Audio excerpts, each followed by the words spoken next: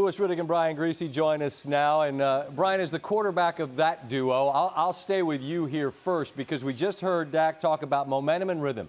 I thought the most interesting thing about tonight was the risk reward, right? If you're Dallas, what do? You're probably the 4 no matter what. But this offense has not been consistent. So you want to kind of get some rhythm. You want to get some momentum. What did you think of their decision to play their starters and their ones as long as they did?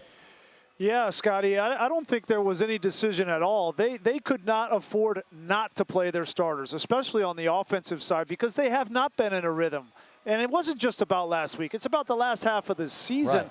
They really haven't been working together on either side, run or pass. And I thought that tonight, order number one was come in and run the football. Mike McCarthy wanted to run it. He wanted to get Ezekiel Elliott going, and they ran it over 30 times just like he said they would.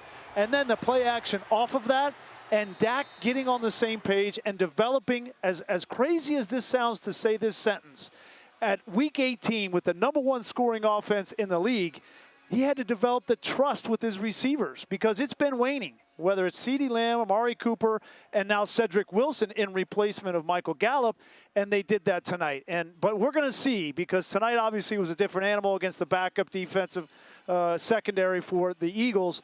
Next week, if they are to play against the Arizona Cardinals, what happened a week ago? Can they push through that? And I think that's still a question in my mind.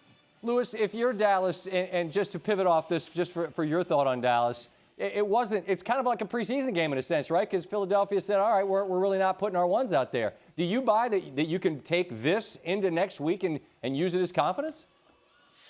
Yeah, I do, because I think there's a thing called a standard, and knowing what you want to get done and not really necessarily caring about the quality of the opponent that you're going against, because, Sure. Look, these guys are paid professionals too. We know that they're not frontline players. We get that. We know that there was some secondary coverage bust on the part of the Eagles that you're just not going to see against playoff caliber football teams. Yeah, but for Dak Prescott, it's going to be about, okay, how are my drops? How is my delivery? How are my reads? How are my pre and post snap, progressions? How did the offensive line block? How did the receivers run their routes in terms of pace and depth and coming out of the breaks? Did they catch the football? All that stuff matters, Scott. Yep. All that stuff matters regardless of who you're going against. I mean, think about it. During training camp, when you're not going ones against ones, you're going ones against twos, and you're still making decisions about how does our offense look and how well are we executing against backups then. So you can do it here now. You can gain something out of this, and I think they'll wind up having gained a lot out of this. Right. Well, they got the most important game of their year next week against whoever it's against. And the last word, I'll give it to you, Louis, on Philadelphia. It's loser talk, and I'm not saying they're saying it. It'd be loser talk for me to suggest just getting there is enough, right? But I would suggest organizationally, new coach, you got a young quarterback, like this is a giant step forward. So how do they take the opportunity and make the most of it? Continue to be who they are, who they have been as they've gone on this winning streak and kind of turned the tides on this season.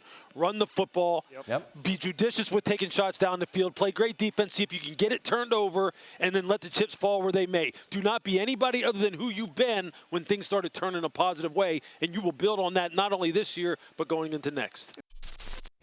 Thanks for watching ESPN on YouTube. For live streaming sports and premium content, subscribe to ESPN+.